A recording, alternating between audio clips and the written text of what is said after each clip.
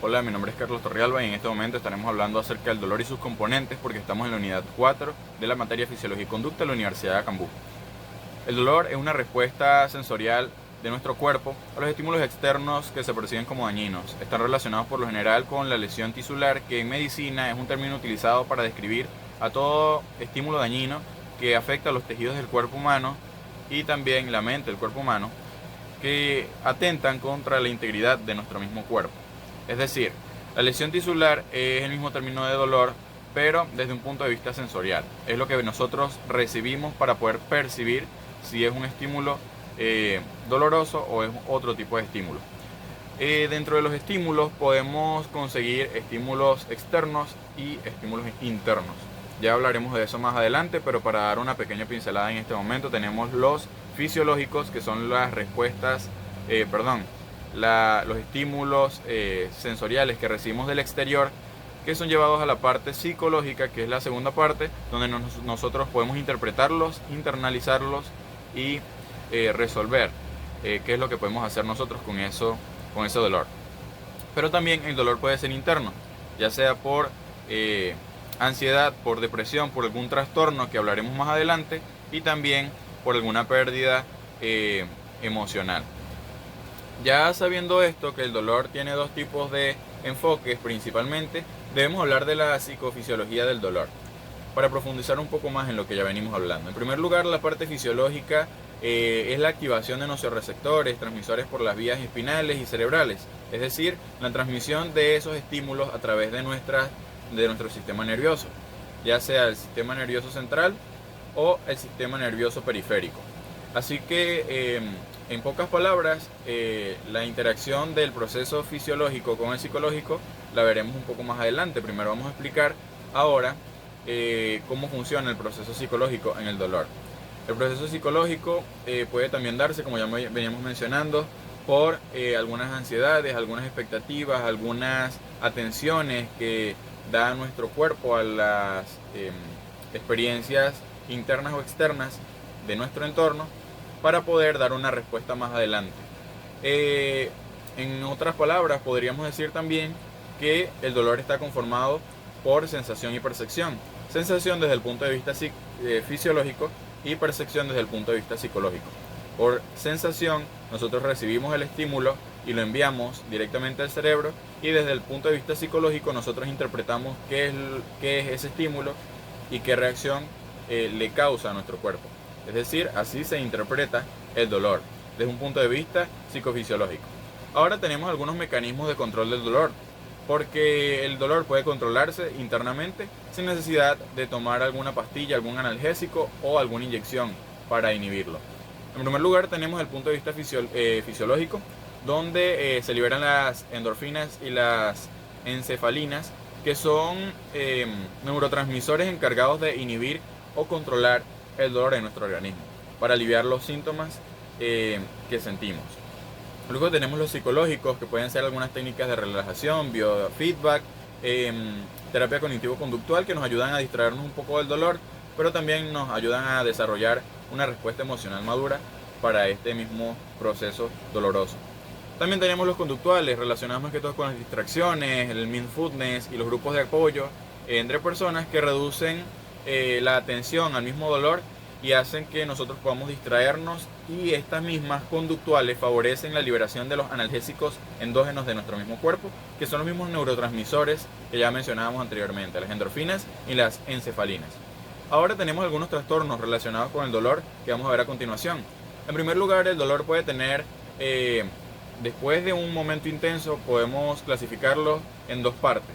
En primer lugar, la primera parte podría ser dolor agudo, donde es una aparición súbita con una causa que no podemos identificar a simple vista, pero que sí es identificable mediante algunos procesos, pero desaparece al nosotros resolver la lesión, sea tisular o sea un problema psicológico. También tenemos el dolor crónico, que persiste por más de 6 meses, a menudo es una lesión fuerte, pero implica componentes de sensibilización. Ahora bien, entre los trastornos principales que podemos encontrar entre el dolor agudo y el dolor crónico, principalmente en el dolor crónico. Desde el punto de vista psicofisiológico podemos encontrar a la fibromialgia, como vemos ahí en pantalla, cefaleas tensionales y migraña, síndrome del intestino irritable y también dolor en enfermedades reumáticas y hematológicas. Es decir, un dolor o un aumento de dolor en otras patologías que poseamos antes de sufrir de un dolor crónico.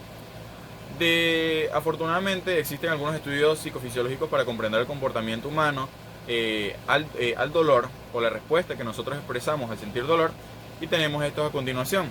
Primero tenemos a la electromiografía, que mide la actividad eléctrica de los músculos al incorporar electrodos de aguja que registran lo siguiente: actividades en reposo como silencio eléctrico normal versus fibrilaciones en denervación. Y también tenemos a los potenciales de unidad motora durante la contracción, como el reclutamiento, la amplitud, la morfología, entre otros aspectos. Este es fundamental para diagnosticar neuropatías y otras patologías que podemos manifestar más que todo en el dolor agudo. También tenemos la electrocardiografía, que registra la actividad eléctrica cardíaca a través de electrodos en el tórax y las extremidades. Este estudio nos permite analizar los ritmos y los intervalos y la morfología de las ondas. Es decir, lo que ocurre dentro de nuestro cuerpo cuando sentimos dolor y cómo nuestro cuerpo reacciona internamente a él. Y es un estudio que nos ayuda a poder identificar las causas de nuestro dolor y a poder darles una solución. Esto es más que todo en el ámbito del corazón. Luego tenemos la psiconeumografía, que es una técnica para más que todo parámetros respiratorios, donde miden frecuencia, amplitud y los patrones de nuestra misma respiración para relajarnos con respuestas emocionales o empeorar los síntomas con el estrés. Este método ayuda a estudiar los trastornos de la ansiedad, la asma no alérgica y entrenar las prácticas de respiración diafragmática. Por lo general nosotros no sabemos respirar como deberíamos, y es por eso que este estudio, o por lo menos esta especialidad médica, nos puede ayudar a aprender a respirar mejor para evitar algunos problemas o algunos dolores en un futuro con respecto a nuestros pulmones. Luego tenemos el reflejo psicogalvánico, que mide la conductancia de la electricidad en nuestra piel.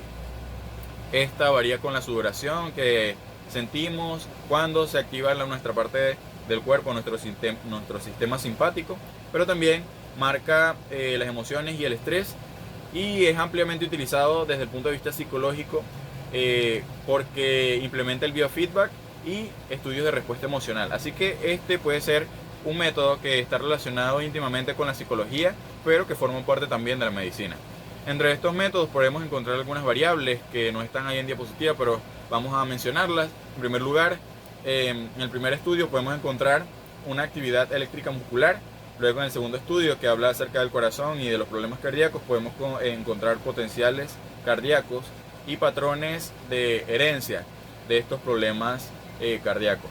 En el tercer estudio, de los pulmones, más que todo, podemos encontrar patrones respiratorios, de cómo nosotros respiramos, cómo influye nuestra genética en nuestros pulmones y cómo estos pueden tener una mejor salud y cómo estos pueden responder al dolor, igualmente a los procesos anteriores. Y también en el último podemos ver cómo la electricidad conduce por toda nuestra piel, pero este es un punto de vista, aunque es médico, como ya mencionábamos, también puede ser tomado desde el punto de vista psicológico. En conclusión, para resumir todo esto, el dolor es una experiencia subjetiva, el dolor es una experiencia multifacética, no es nada más un estímulo que nada más nos causa dolor, sino que son muchos factores y muchos componentes que forman parte de este proceso desagradable, por decirlo de alguna forma. Entonces, todas estas técnicas que ya mencionamos hace poquito nos ayudan a comprender desde una manera holística cuál es el comportamiento humano al dolor, cuáles son nuestras reacciones al dolor y cómo nosotros podemos entender el dolor para poder dejar de sentirlo o para reducir los síntomas que este nos trae. Estas herramientas en general nos ofrecen una visión amplia de cómo nosotros podemos entender el dolor desde varios puntos de vista y cómo nosotros podemos responder corporal y mentalmente a él.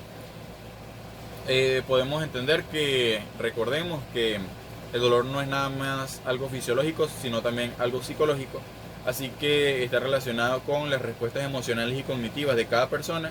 Como ya dijimos, es una experiencia subjetiva, no todo el mundo puede reaccionar de la misma forma, así que es importante que nosotros desde el punto de vista psicológico aprendamos a controlar nuestras reacciones al dolor y que entendamos que el dolor puede ser pasado desde un punto de vista más suave, por así decirlo, hablando criollamente, si nosotros entendemos y aprendemos a usar las técnicas de relajación que nos ofrece la psicología y que nos ofrece la fisiología desde el punto de vista médico. Así que debemos mejorar el diagnóstico, debemos mejorar el tratamiento, debemos mejorar las curas, por así decirlo. No hay una cura específica para el dolor, pero sí podemos realizar tratamientos o realizar algunos analgésicos que lo alivien totalmente. Entonces es importante que nosotros aprendamos a estudiar este tema porque es un tema muy interesante desde el punto de vista médico y psicológico. Si nosotros entendemos a mejorar las respuestas de nuestro cuerpo y nuestra mente al dolor, seremos personas más saludables física y emocionalmente y estaremos dispuestas a enseñarlo a otras personas para que no nada más nos quedemos nosotros con la información de cómo manejar el dolor, sino que muchas otras personas puedan manejar el dolor desde un punto de vista físico y psicológico. Recordemos, el dolor no es solamente un proceso fisiológico, sino que involucra gran parte de un proceso psicológico, y así como nosotros sentimos dolor por los estímulos externos, nuestra mente también puede verse afectada por los estímulos internos que ella misma causa. Problemas como la ansiedad, como la depresión, como los trastornos de bipolaridad y otros trastornos mentales comunes pueden causarnos un dolor físico. Ya sabemos que la retención de problemas por mucho tiempo afecta a nuestros órganos internos y es por eso que nosotros debemos aprender a drenar nuestra mente para poder tener nuestro cuerpo sano. Y en caso de recibir dolor, que no sea de nosotros mismos, sino que sea de los estímulos externos y podamos controlarlos. Muchísimas gracias.